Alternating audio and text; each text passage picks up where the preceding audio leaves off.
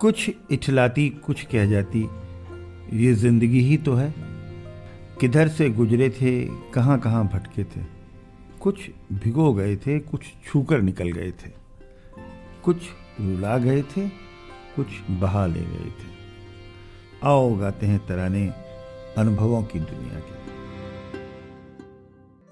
नमस्कार दोस्तों, आप सबका स्वागत है national institute of social defence और ministry of social justice and empowerment, government of India, media for community foundation New Delhi और पीपल्स इनिशिएटिव लखनऊ के संयुक्त तत्वाधान में वरिष्ठ नागरिकों द्वारा प्रस्तुत इस खास कार्यक्रम श्रृंखला अनुभव लखनऊ में, जिस प्रोजेक्ट को कंसीव और डिजाइन किया है डॉक्टर आर श्रीधर, श्री आलोक वर्मा जी और श्री अरविंद नारायण मिश्रा जी ने। रेडियो कोऑर्डिनेटर हैं अरविंद नारायण मिश्रा जी और प्रोडक्शन कोऑर्डिनेटर हैं कुश त्रिपाठी।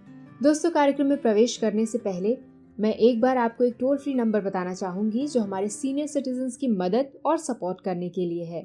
आप इस नंबर का इस्तेमाल सुबह 8 बजे से रात 8 बजे के बीच में कर सकते हैं। यदि आपको किसी प्रकार की मदद और सपोर्ट की जरूरत है तो आप इस टोल फ्री नंबर 14567 पर कॉल कर सकते हैं। एक बार फिर से नंबर रिपीट कर देती हूँ, आप चाहें तो इसे नोट भी कर सकते हैं। 14567। इस नंबर पे doctors, hospitals, old age homes से लेकर लीगल गाइडेंस, इमोशनल सपोर्ट और बुजुर्गों के शोषण के केस में डायरेक्ट इंटरवेंशन और निराश्रित बुजुर्गों को रेस्क्यू कराने तक सभी प्रकार के सपोर्ट के लिए कॉल किया जा सकता है। अब आइए दोस्तों, बढ़ते हैं कार्यक्रम की ओर। मैं हूँ तृप्ति और ये कार्यक्रम आप तक लेकर आ रहे हैं अनुभव लखनऊ। मैं नैतिकता से अब ऊब चुका हूँ, पर उसे छोड़ना नहीं चाहता। मैं नियमों के मकड़ जाल को पहचान चुका हूँ, पर नियमों को तोड़ना नहीं चाहता। मैं ख्वाबों से लगातार जूझता रहा हूँ, पर हकीकत को भूलना नहीं चाहता। दर्शकों की पसंद खराब हो तो बनी रहे, मैं फॉर्मूला फिल्म बनाना नहीं चाहता। रावण मुझे लाख आकर्षित करे, मैं राम को छोड़ना नहीं चाहता। इस कविता को लिखने वाले श्री अरविंद नारायण मिश्र, जो एक रिटायर्ड IAS अफसर हैं, वो हमारे बीच आज हैं। इनका बहुत ही सक्सेसफुल करियर रहा है एज ए ब्यूरोक्रेट, और उस दौरान ये चलचित्र निगम में भी रहे जहां इन्होंने फिल्में बनाई, और 1986 में 4-5 फिल्में उन्होंने बनाई। 40 घंटे के दूरदर्शन पर सॉफ्टवेयर इन्होंने कल्चर डिपार्टमेंट के लिए बनाए थे जो फोक फॉर्म्स ऑफ यूपी पर थे, और ये दूरदर्शन पर दिखाई भी गए। इनको श्रेय जाता है कि इन्होंने सन 2000 में यूपी दिस वीक का कार्यक्रम दूरदर्शन पर स्टार्ट किया और पहले 30 एपिसोड्स इनके निर्देशन में बने। उसके बाद करीब 3000 या 300 प्रोग्राम्स जो हैं और बने। कवि हैं, फिल्म मेकर रहे हैं, प्रोड्यूसर रहे हैं, चिंतक हैं, और एक सहज सरल जीवन बिताते हुए आज हमारे बीच आप आए हैं, इसके लिए बहुत बहुत शुक्रिया। आपका स्वागत है हम सब के चैनल पे, और आपसे आज हम बात करना चाहेंगे आपके अनुभवों के बारे में, जो एक कवि होने के नाते, एक फिल्म मेकर होने के नाते आप कैसे इस तरफ आकर्षित हुए और आपने कैसे बैलेंस बना के रखा अपने प्रोफेशनल काम में और अपने सृजनात्मक कार्य में। देखिए निशि जी, ये हम लोग पता नहीं कैसी एक त्रासदी है कि हम लोग इतनी तरह के बंधनों में बंधे रहकर भी जिंदा हैं और खुश हैं। काफी लोग खुश दिखते हैं। ये बड़ी भगवान की एक बड़ी नीमत है हम सब लोगों को। आप सोच के देखिए, जब आप पैदा होते हैं और जब मरते हैं, उसके पहले आप 15-15 मिनट फ्री रहते हैं बस खाली। जब आप पैदा होते हैं तो आप 15 मिनट फ्री हैं। जब तक नर्स आपको चीख पुकार के साफ करके लाती है तो लोग कहते हैं आप लड़का हैं या लड़की हैं, तो आप आधी दुनिया आपसे वंचित हो गई, आधी दुनिया को आप बिलोंग करते हैं। अगर आप लड़के हैं तो आप लड़कों की दुनिया के लिए वैलिड हैं, औरतों की दुनिया के लिए वैलिड नहीं है। लड़की पैदा हुई तो आप लड़कों की दुनिया के लिए वैलिड नहीं है। तो एक आधी पॉपुलेशन का तो रास्ता बंद हो गया जिस दिन आपका जेंडर क्लियर हुआ। फिर आपका जाति तय हो जाती है उसी समय। आप मुसलमान घर में पैदा हुए हैं कि आप हिंदू घर में पैदा हुए हैं, आप क्रिश्चियन घर में, तो आपको बहुत सारे जो धार्मिक पैकेज है आपको वो उस समय आपके ऊपर आ गया। तो लड़का लड़की हुए तो जेंडर आधा दुनिया गई, और फिर आपका रिलीजन तय हो गया, माँ बाप का रिलीजन हुआ आपका रिलीजन, तो फिर वो एक तिहाई दुनिया, बहुत छोटी दुनिया आपकी एक बन गई जिसमें आपका जेंडर तय है, आपका रिलीजन तय है। तो इतनी सारी बंदिशें तो पैदा होने के 15 मिनट में हो जाती हैं। अब आप आगे चले, अब आप गरीब हैं कि अमीर हैं। आप गरीब हैं तो आपका एक कोड पूरा का पूरा फिर वो तय हो गया। आप पैसे वाले हैं तो आपके लिए एक दूसरा कोड पैदा हो गया। आपके माँ बाप किसी की मृत्यु हो गई है तो आपका वो आधी दुनिया आपकी वहीं चली गई, फिर वो बचा। आप देखिए तो हम जैसे पैदा होने के बाद से ही आपके जो फ्रीडम्स हैं वो सब कर्टेल होने लगती हैं, और आपका धीमे धीमे आप देखते हैं कि आपका दायरा एकदम सीमित होता जाता है, बहुत सीमित होता गया, और अंत में अब 25 साल की 30 साल की उम्र के आसपास एक नौकरी है जो आपको एक्सप्लॉइट करने के लिए लाला ने या किसी सिस्टम ने आपको उसमें पेल दिया है, गन्ने की रस की तरह इधर से आपको डालते हैं, उधर आपका रस निकाल के उधर पी रहे हैं लोग बाग, और 3 बार पेरने के बाद डाल दिया वहीं उसको गन्ने के बगल में एक वो नहीं आपने देखी है एक थोड़ा डिब्बा पड़ा रहता है, उसमें आप पड़े और उसको गैया खा गई। बेसिकली ये लाइफ स्टोरी हम लोग की गन्ने से बड़ा अच्छा कंपैरिजन होता है, वेरी इंटरेस्टिंग कंपैरिजन।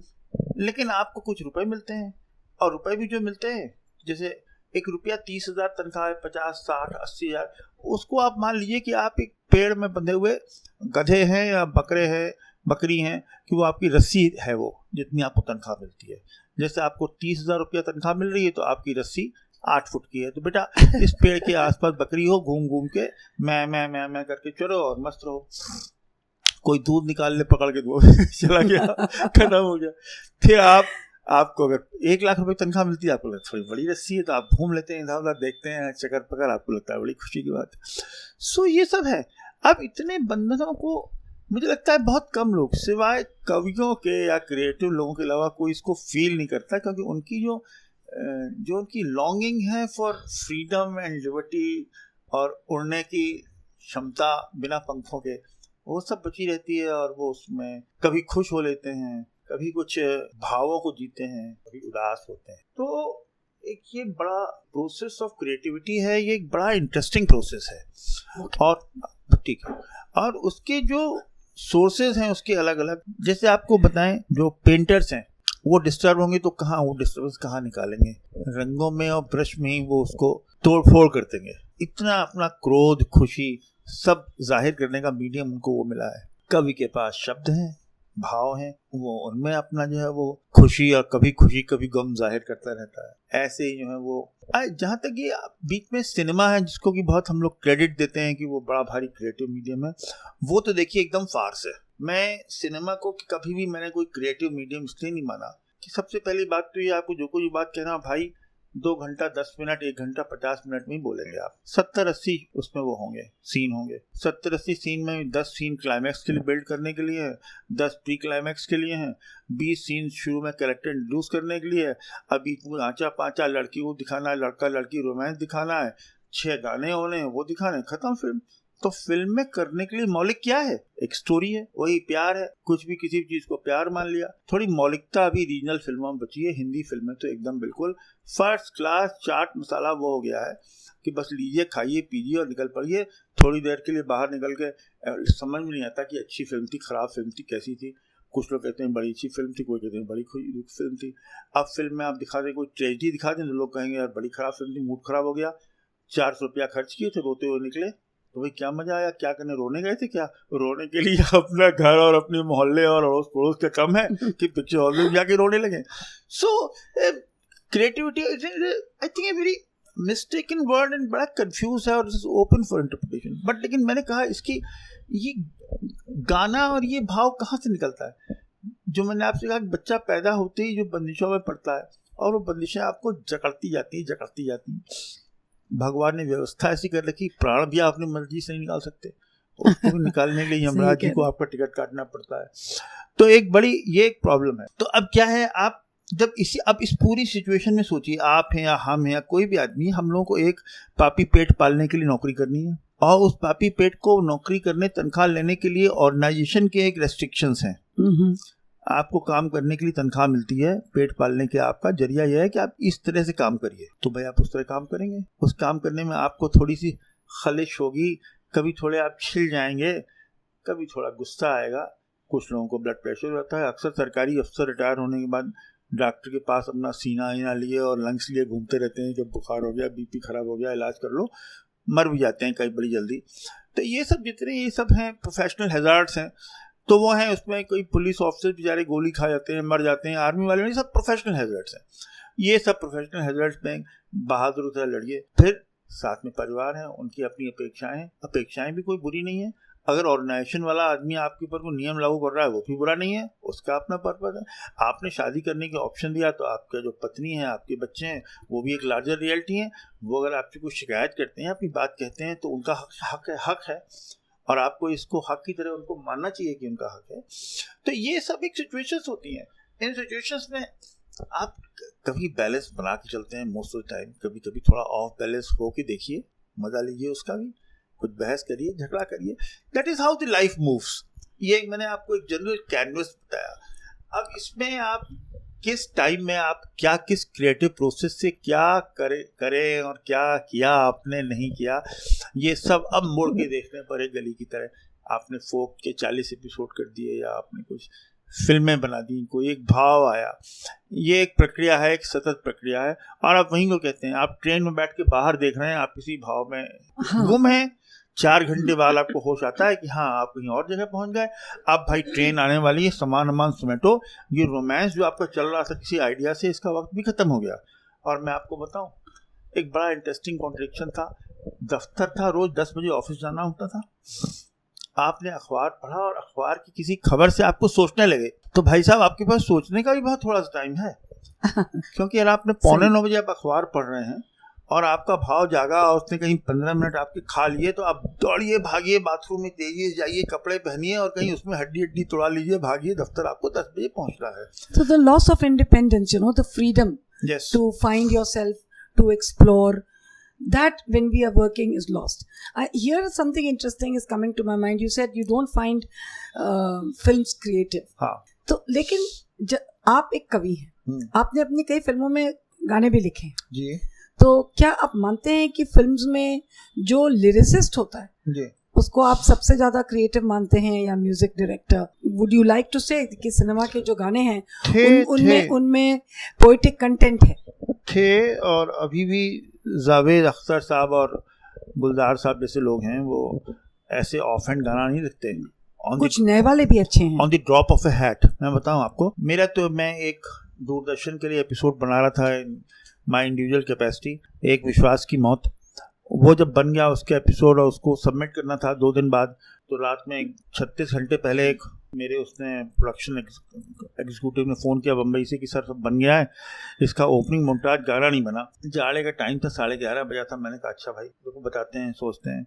मैंने करवट ली, कागज पेन उठाया और उसका ओपनिंग मोन्टाज लिख दिया 3-4 मिनट में। फिर मैंने उसको फ़ोन पर मैंने कहा भाई नोट कर लो, उन दोनों व्हाट्सएप नहीं चलता था, 2000 पैसा है 2001-2 का। फिर मैंने उसको भेज दिया। फिर मैंने कहा इसको कहीं पर रिकॉर्ड करा के स्टूडियो में अभी रात में सुबह करा लो, फिर कर देना। और मैंने लिख दिया। अब सवाल यह है कि पोएट्स का तो मुश्किल ये है कि आजकल प्लॉट तो पता नहीं कहाँ से प्लॉट आते हैं, कहाँ के प्रोड्यूसर हैं, जीरा वाले, गोभी बेचने वाले, सब अपने अपने हिसाब से जो है वो प्रोडक्शन करते रहते हैं और कुछ और बोलते हैं तो वो करते हैं। अरे इतने प्रेशर्स हैं इसमें फाइनेंसिंग रेस करने के, कंपनियों के, उनके बीच में सब चीज़ें हैं। तो गाना भी एक चाहिए। कुछ लोगों ने अटेम्प्ट किया, गाना नहीं रखा फिल्म में, कुछ ने रख लिया। तो जो म्यूजिकल जर्नी थी, गानों का एक इतिहास था, गाता रहे मेरा दिल तू ही मेरी मंजिल, वो फेज खत्म हो गया थोड़ा सा। तो आपको लगता है जो साहित्यिक पक्ष है हम लोग के लिरिक्स में वो कम होता जा रहा है? अब कुछ अच्छे नाम हैं, प्रसून जोशी हैं और भी कुछ लिखने वाले हैं, वो मनोज मुंतशिर हाँ कुछ अच्छा लिखते हैं और वापस उसमें लोग आ रहे हैं।